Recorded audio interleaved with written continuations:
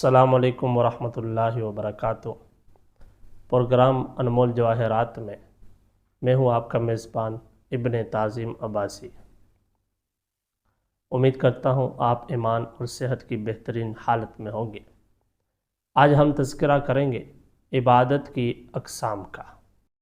مختلف اعتبار سے عبادت کی اقسام بیان کی جاتی ہیں کہ فرض عبادت، نفل عبادت، اس طرح اور بھی مختلف اس کی صورتیں ہیں عبادت کی جو ذکر کی جاتی ہیں، جیسے حقوق اللہ، حقوق العباد۔ لیکن آج جس تقسیم کا تذکرہ میں آپ کے سامنے کرنے جا رہا ہوں وہ اس سے ذرا ہٹ کے ہے۔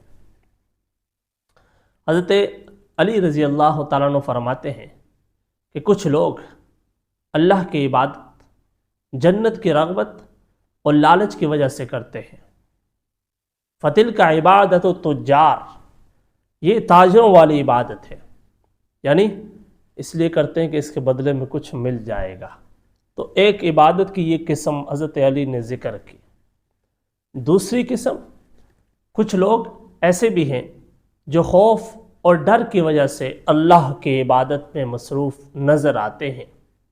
فَتِلْكَ عِبَادَةُ الْعَبِيدِ، یہ غلاموں والی عبادت ہے، یعنی آقا کے ڈر کی وجہ سے کام کرنا، باقی مقصود کچھ نہیں ہے۔ تو یہ دوسری قسم غلاموں والی عبادت، ڈر اور خوف کی وجہ سے عبادت کرنا۔ اور اللہ کی مخلوق میں کچھ ایسے بلند ہمت لوگ بھی ہیں جو اللہ کی عبادت جنت کی لالچ اور جہنم کے خوف سے بے نیاز ہو کر صرف اور صرف اللہ کا شکر ادا کرنے کے لیے کرتے ہیں۔ فَتِلْكَ عِبَادَةُ الْأَحْرَارِ، یہ آزاد اور بلند حوصلہ لوگوں کی عبادت ہے۔ عبادت کی ادائیگی میں حضرت علی رضی اللہ تعالیٰ عنہ کی درجہ بندی ان کے علم کی گہرائی کا پتہ دیتی ہے کہ کس قدر سیدنا علی کا علم گہرا تھا، کتنا بلند پائے کا علم تھا ان کا۔ سبحان اللہ۔ شاید اس تقسیم کا ماخذ وہ حدیث ہے جس میں آپ صلی اللہ علیہ وسلم نے فرمایا افلا اکون عبدا شکورا، کیا میں اپنے رب کا شکر گزار بندہ نہ بنوں؟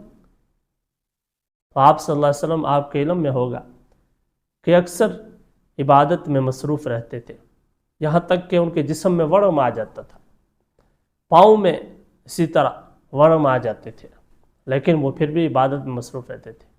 جب ان سے پوچھا گیا کہ آپ اتنی عبادت کیوں کرتے ہیں، تو انہوں نے فرمایا تھا کہ کیا میں اپنے رب کا شکر گزار بندہ نہ بنوں، جس نے میرے اوپر اتنے احسانات کیے، اتنے انعامات کیے، تو کیا میں اس کا شکر گزار نہ بنوں؟